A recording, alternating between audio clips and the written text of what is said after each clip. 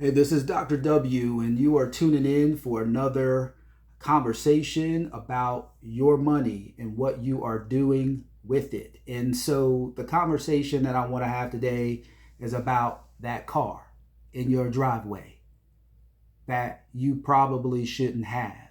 Now, remember, our goal here is being true to yourself. And let me just make sure that you understand one specific thing about the car you're driving is that if you have payments on the car, that means you cannot afford it. You just can't. You need to buy a car that you can pay cash for. We have to shift this mentality. I've seen these videos on YouTube where they are focused on and they're proud of the payments, $600, $1,000, or even more that you are pushing with these particular cars. Let's stop that. This money that you are putting out every month for this particular car, it is killing you. And it is something that you have to understand. If you are not paying it off and you cannot write a check for it, then you do not deserve it.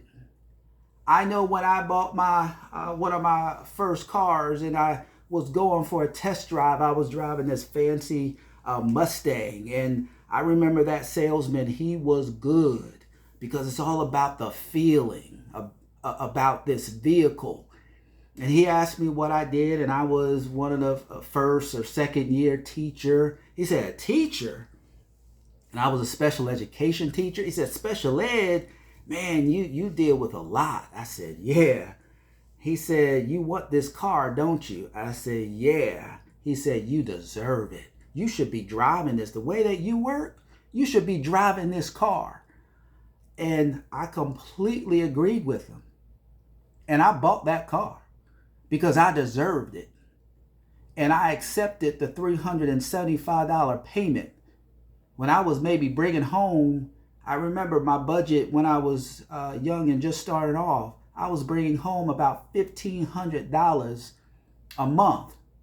My rent, my rent was about $600, right? So you do the math. What's that? $900 left, right? This was the net. And then I had a $375 car payment. Let's round it up, insurance and stuff. All right, let's say it was probably $500. I got $400 left. Did I do that right? 900 minus 500 is $400. And then I remember I had student loans, and that's going to be a whole nother conversation that I'm going to talk to you about and get on you about. But that is something where I was just overdrawn immediately. And I remember getting my first apartment. There were things that I didn't realize, and I wish someone would have grabbed me as a 22-year-old. Because I when I grew up, I just always had a shower curtain and a liner. And I had to buy these particular things. I didn't know that, right? A soap was always there in my house. Right? It just was magically there. My parents bought it. And so it was all these additional things that I got. And what I then realized that I needed to do, like everyone else, is get a credit card. Because we are used to living on borrowed money. And that's what I had really wished that I had known when going back to this car situation, that I could save up some money and I could buy myself a car. There were tons of places where I could buy a safe, reliable car for $2,000 and be done. But I didn't grow up anybody telling me that. And that's where I want to just grab you, whoever is listening to this, the 20-year-old, or you might be the 55-year-old, and you don't have any money in the bank. You cannot get that car until you save. Well, what do I do to get to work? Uber. Uber it.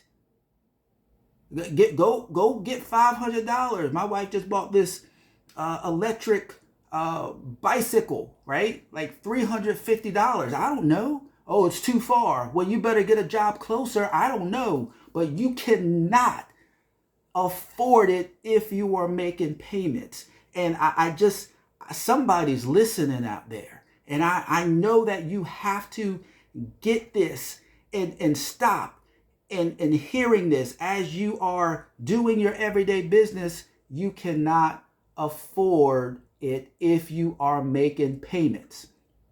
So what do you have to do? You have to think about the money that you are bringing in. Remember, I ain't too fond of that word budget because it all sounds all formal, some structure. And I don't believe in this apps where you attach your checking account and it gives you alerts and, oh, did you write down all of this today? And no, I don't need all of that. You just need a pad and a pen, and you need to write how much money you have coming in. So like me as a teacher, my net, and remember, net is I put that thing in the water and what I get is what I get, right? That's the net, right? And so when you look at that number, you say, this is it. This is it. Don't do the Amex. Don't Amex it up. Don't MasterCard it up, right? You don't need to discover anything with a Discover card. Visa is not your friend.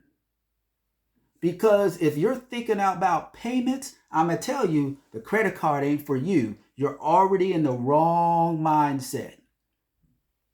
And there are some who's not going to get this video. There might be other people talking about this, but you have to hear it from someone. I'm not a millionaire. I haven't been blessed or anything in the sense of having everything figured out. But this is something where you have to be able to work within your means. You got to be able to do that. Write down your number. If it's $1,500, that's what you got. You have to think like a business. What is your income? And think about revenue. You are a business. You are providing a service, and you have to keep as much of that money because they all want to take it away. Remember, FICA, Social Security, all these people, they want to take it away from you, and you have to keep it. And you have to strive because everybody wants to get a piece of you. And I wish someone had told me back when I was starting out that I need to stay at home if I can, if possible. You may not have mom or dad available. Got it. If you do, if you have someone, you got an aunt, you got an uncle, you all you need to do is sleep on the floor. You just need somewhere to lay your head. But I went out here and I got myself a apartment that cost $600-700. I couldn't afford it. I was a teacher. I couldn't afford that. And it was something where it was like, oh, I got to get out on my own and I need to get car payments. And these are the things where the thing that really got to me was the car situation, because I just didn't have any idea that I could buy something outright. And there are people walking and they're living and they'll die believing that they have to have a car payment. And this needs to change, because listen, no one cares about what you are driving, even at work. Like, look, I got a nice ride now because I can afford it. I can buy it outright. I couldn't back then, and depending on your number, you can't either. I work with hundreds of people every day. I drive my nice car to work. And guess who really sees my car? Almost nobody. Maybe a couple people might know my car. And I think about a lot of people that I work with. I don't see their car. I don't know what they drive. Right? And I'm not sure if I saw them, in the G-Wagon or the Porsche or whatever you think is luxury in your mind, I don't really know if that would change my thought about it. I might be like, oh wow, you got a big payment. I might think something like that. I don't know. Maybe I would think less of them.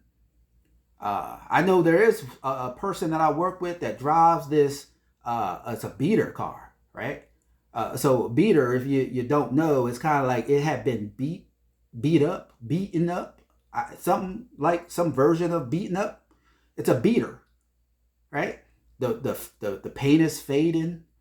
It's a little Honda Civic, and you know the reputation from Honda Civics. They last forever.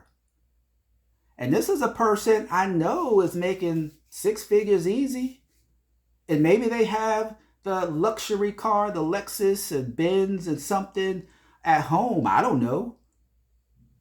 But this car, I'm sure it runs fine, reliable, safe to them. And I'm pretty sure they don't have a car payment on that Civic. It has to be about 20 years old. They do not care. Because guess what they have when you're not making payments? You got money in your bank account. That's what you got when you don't have to make payments to the bank. You don't own it. Oh, I own my car. I got my ride. I got this stuff. I'm doing this and I'm doing that and I'm good and I can buy that or I deserve it and all that kind of stuff. No, stop it. You cannot deserve that car. You don't need it if you have to make payments. So I'm telling you, please think on that. Because I have made car payments for about 2 decades. I just in the past 5 years started buying cars outright. And if I couldn't even calculate, I have no good idea how much I would have in my bank account right now if I had bought, let's say even I bought like a $5,000 car, right? Even if I bought a $5,000 car, that would be something. But I don't even, and I don't even I don't even know how to calculate all that particular money that I have paid out over the years. I'm getting depressed even thinking about it. I don't even want to talk about it. Like, I'm stressing over something and I'm thinking, look, and I got nephews right now. I got nieces and things that are starting to get into college and stuff. And look, a lot of them, they don't want to hear it. They don't want to hear it because they think they got it all figured out, especially when it comes to like student loans and things of that sort. They think they got it all figured out. I'm gonna get on the student loans. Stay tuned. I'm gonna get on student loans. They think they got it all figured out. They will hear things. Oh yeah, I'm gonna get this credit card, and oh yeah, because they really think. I kind of thought a little bit too. I thought it was kind of free money. I knew I had to pay a little back. But ain't nobody tell me about interest. Oh, you see, I'm wavering. I'm trying to. All right. Look, everyone's got a phone. Go on. I don't know these. I'm not getting sponsored by any of these people. But autotrader.com, cars.com, I think is one of them. Here's your homework. Go online. All right.